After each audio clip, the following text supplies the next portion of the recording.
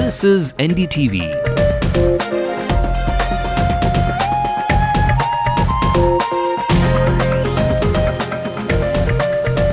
And you're watching NDTV Hindu.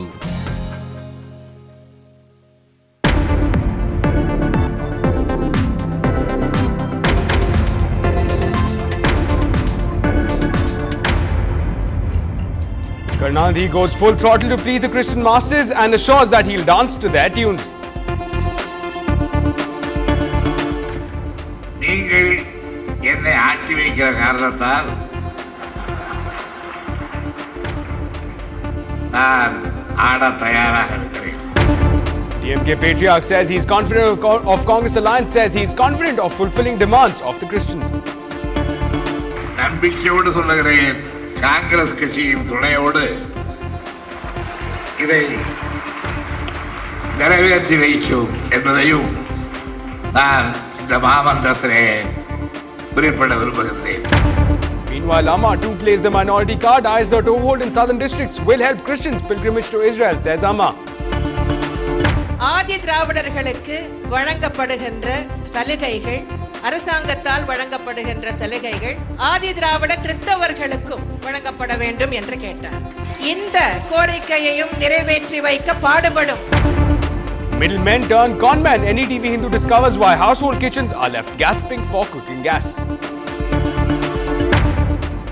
Manmadan Ambu hits a bullseye. Excited fans throng theatres as much-awaited flick hits the big screen. Okay, just give me a cheer for Kamal, guys.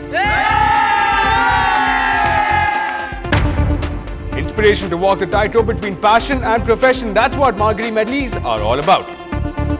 You can sing in the US and get a good name, I suppose, but just getting kudos from here, it means a lot more to me. A very good evening and welcome to Late Night News with me, Ashmin. Today is, of course, a politically loaded evening where, of course, the biggest two stakeholders in the state are making some very strong remarks to and eyeing that political vote bank. One in the southern districts, while one again is going out full throttle in the capital itself. We'll come to that in just a while. But first, let's take a look at developments from across the country. Former Chief Minister of Kerala, Karnakaran, passes away due to cardiac arrest. He was 93 years old.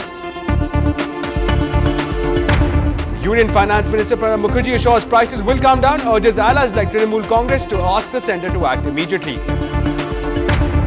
An angry Pranab Mukherjee hits out after his offer for a short session to debate over the telecom scam is shot down. The opposition says it's time to act and not talk. The CBI questions top RSS leader Indresh Kumar in the Mecca Masjid and Ajmer blasts. He claims to be being framed.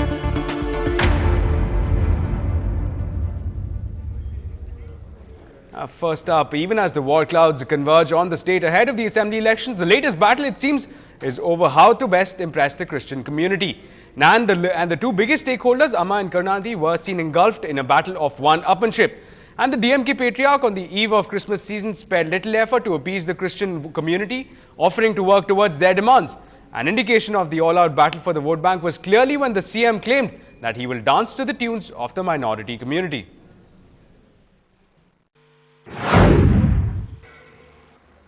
மத்திய அரசையே ஆட்டி வைப்பவன் என்று நான் சொன்னீர்கள். நான் யாரையும் ஆட்டி வைப்பவன் அல்ல, ஆடுபவனும் அல்ல.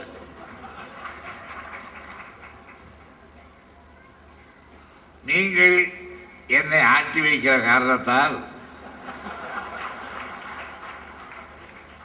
நான் ஆட தயாராக இருக்கிறேன். உங்கள் கோரிக்கைக்கு நான் தருகின்ற கலை உணர்வோடு கூடிய பதில் இதுதான்.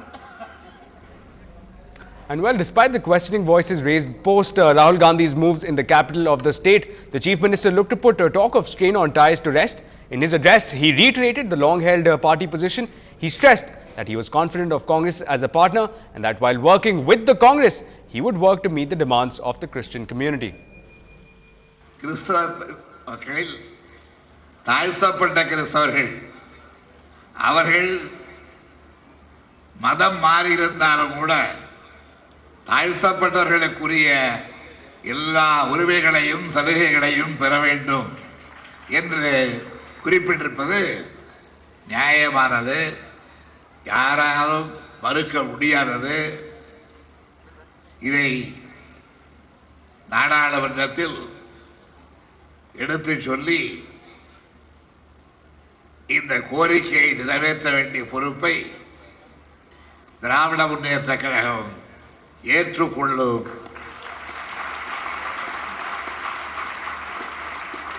நம்பிக்கையோடு சொல்லுகிறேன்.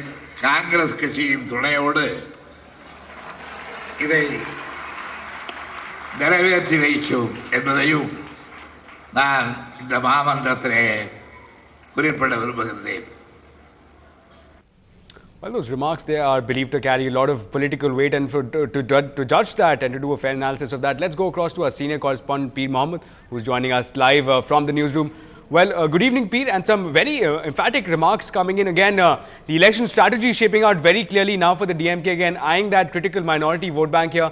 Again, can you give us more clarity about how the DMK was planning to take it forward in, of course, the context of the Chief Minister's remarks? Yes, particularly, his remarks are very timely, particularly when he said that, with Congress by my side, I will fulfill your demands.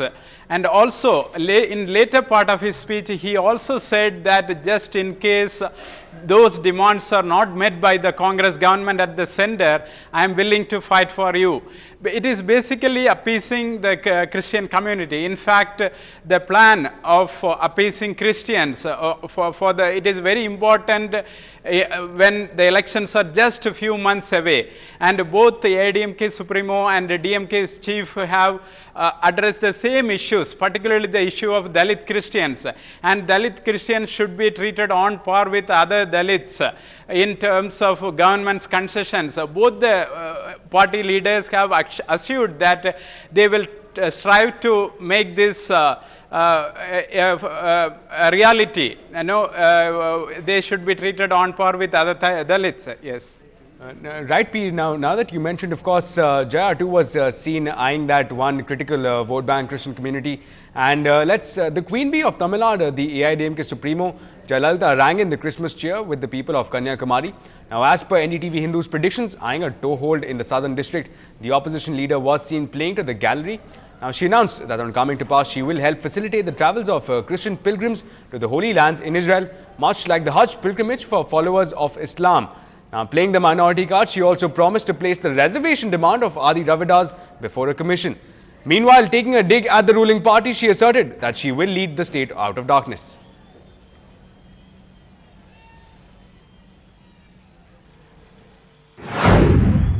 இஸ்லாமிய மக்களின் புனித யாத்திரை ஹஜ் பயணத்திற்கு எப்படி அரசாங்கம் உதவி செய்கிறதோ அதை போலவே கிறிஸ்தவ மக்கள் மேற்கொள்ளும் புனித யாத்திரைக்கு, இஸ்ரேலுக்கு செல்லும் புனித யாத்திரைக்கு அரசாங்க உதவி செய்ய வேண்டும் என்ற கோரிக்கையை வைத்தார்.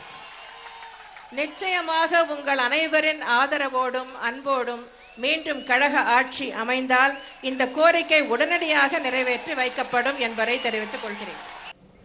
Well, meanwhile, rooting for the backward classes, she promised to intercede with the Adi Dravidar Commission for inclusion of Adi Dravidar Christians for social and financial benefits. ஆதி திராவிடர்களுக்கு வழங்கப்படுகின்ற சலுகைகள், அரசாங்கத்தால் வழங்கப்படுகின்ற சலுகைகள் ஆதி திராவிட கிறிஸ்தவர்களுக்கும் வழங்கப்பட வேண்டும் என்று கேட்டார். இதற்கு ஒரு கமிஷன் உள்ளது. அந்த கமிஷனிடம் இந்த கோரிக்கை வைக்கப்படும். அந்த கமிஷனிடம் முறையிட்டு தேவையான ஆணையை பெற்று கர்த்தர் அருளால் அமையப் போகும் கழக அரசு இந்த கோரிக்கையையும் நிறைவேற்றி வைக்க பாடுபடும் என்பதை இந்த நேரத்தில் தெரிவித்துக் கொள்கிறேன். Well, again, as you could see, the two of the state's biggest political voices somewhat in a face-off for that vote bank here. For more on that, let's again go back to our senior correspondent, Peer Mohammed, who is again joining us live. Now, again, Peer, we got a clear idea with both the DMK and the AIADMK clearly eyeing the Catholic community at this point, right? And interestingly, the timing is very critical, just ahead of Christmas Eve now. Now, how do you see this battle between the two heavyweights actually working out? Yes, clearly, like the rest of the electorate, the Christian electorate is also divided. If you look at both the events attended by former Chief Minister Jayalalitha and present Chief Minister Karunanidhi, both the events are attended by a cross-section of Christian community. Particularly in Kanyakumari district, the more than 50% of the electorate is Christian. And also the DMK is in fact making inroads into Kanyakumari district in a big way, which used to be once a stronghold of the AIADMK. So Jayalalitha chose to go there and address the Christian population there and say that she is with them, particularly with their very main demands of treating Dalit Christians on par with other Dalits in granting government concessions. That is one thing. And another major demand of the Christian community in Tamil Nadu is helping them, giving them concession for their pilgrimage to Jerusalem. That is another main demand of the Christian community, and she answered both the demands, saying that if she comes back to power, she would be able to fulfill those two main demands of the Christian community.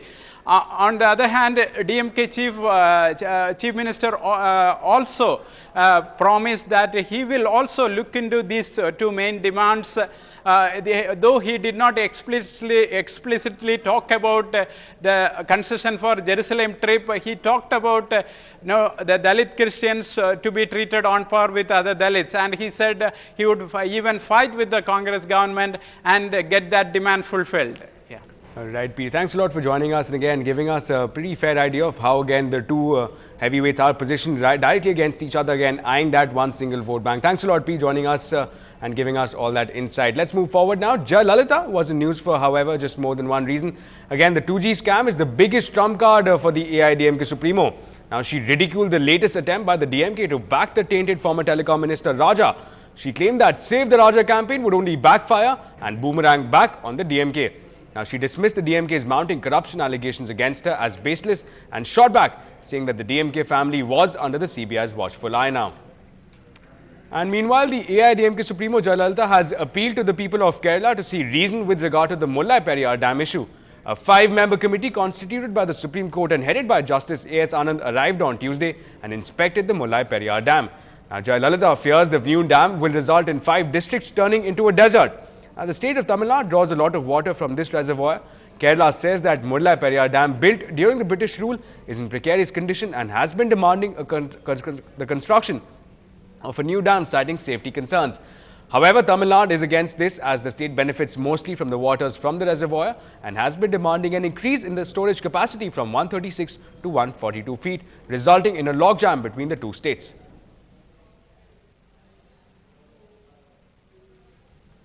Staying with the political action from the state. Now, today was the second day of Rahul Gandhi's 2-day visit to Tamil Nadu, and today's highlights were primarily high-profile meetings with office bearers.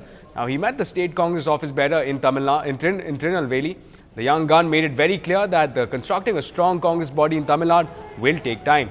Now, this stemming from the fact that a lot of work needs to be done from the grassroots level. Now, his visit to districts is primarily to focus on strategies for growth within the party and its youth wing. Now, the Youth Congress in the state is 1.4 million strong, and sources say that they are focusing on increasing the membership base further.